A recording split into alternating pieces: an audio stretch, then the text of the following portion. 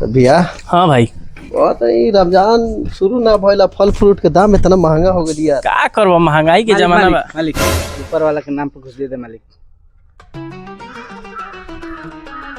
ला बाबू ला। बहुत बहुत धन्यवाद मालिक।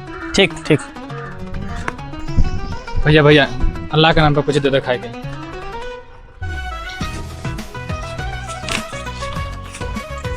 ठीक बा, बहुत बहुत धन्यवाद। ठीक ठीक।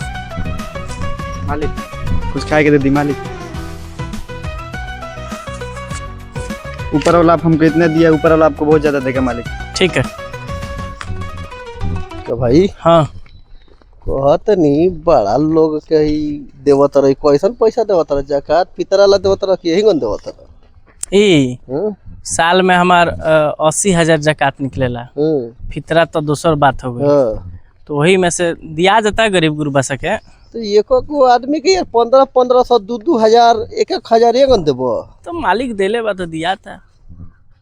बतावा हो हेकनी के ना हाथ गोड़ अथी भइल बा, अपाहिज बा, नहीं देखे में कोनो अंगल से भिखारी नियर गरीब नियर लागत तरसन। तौन आदमी के तू 500 1000 2,000 दे देवा तरह। अरे रमजान के महीना बा भाई। अरे बात समझता नहीं, लेकिन जौन जकात तू देवा तरह ई कभी दिमाग में सोचला कि हम कहाँ देम की जायज होई? कहाँ दिया तो जाए। तार चाचा के लड़का के चिन्ह तरह फरमानवा के। हाँ हाँ चिंते बानी। चिन्हबा का ना, तो तार घर के बगले में नु बा, कोनो दूर तो बा ना। ना पड़ोसी बा। देखा तारा बेचारा लेबर में कमात रहे, गिर गल भाड़ा पर से डांड छटक गई, बिछाना पर पड़ल बा। ओकर मेहरारू जाती है बनिहारी करे, मालूम है ही होई। हती हती 3 गो 4 गो लड़का बार सब बिल का तरह सन। एक टाइम खा तरह से, एक टाइम नहीं खाता खाता। मेहरारू एगो बनिहारी करके कितना का कर ली। देह पर सही से कपड़ा नहीं खे, पैंट फाटल, गंजी फाटल। ओकर मेहरारू का सही से एगो कपड़ा सूट से नहीं खे, अब बेचारा बीमारे बा। ती जौन जकात वाला पैसा बा, तू ये कनी के 1500 2,000 3,000 ना देके ओकरे दे देता तो ठीक ना रहित। बात तो सही कहला ए भाई। तू तो जानते बारा हमनी के हुजूर पाक सल्लल्लाहु अलैहि वसल्लम के फरमाने शान बा कि अगर जकात हो, फितरा हो, खैरात हो, सदका हो, जो भी कुछ हो, अपने आस पड़ोस में देख ले। बेवा, मस्कीन, गरीब, यहाँ तक कि इतना तक के उनकर फरमान बा कि जे खाना खाए से पहले अपन पड़ोसी से पूछला कि खैलक कि ना खैलक। हाँ हमनी भैया पूरा गांव में घूम घूम के अला सन, देखल कौन के हाथ गोड़ अपाहिज बा, कुछ बा, कपड़ा लता देखबे कैल वो आखिर का करे सन, ले जाके केनो दारू पी जी सन, जुआ खेल जी सन।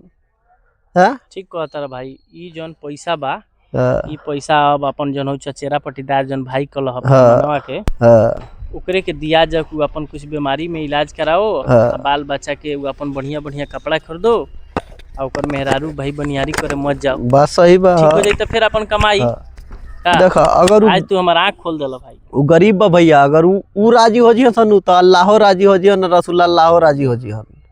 ना ना पहले अपन आस पास देख लो कि के गरीब बा, के ओकरा लायक बा, केकरा पैसा की जरूरत बा, ता फिर पड़ोसी देख लो, ओकरा बाद नु दुनिया बा। गांव मोहल्ला सब देख लो अपन कि हमर गांव में के बा ओ लायक कि ओकरा के दियाओ, ओकर बाद दो। तू तो आज हमारा आँख खोल देला भाई, बहुत बढ़िया।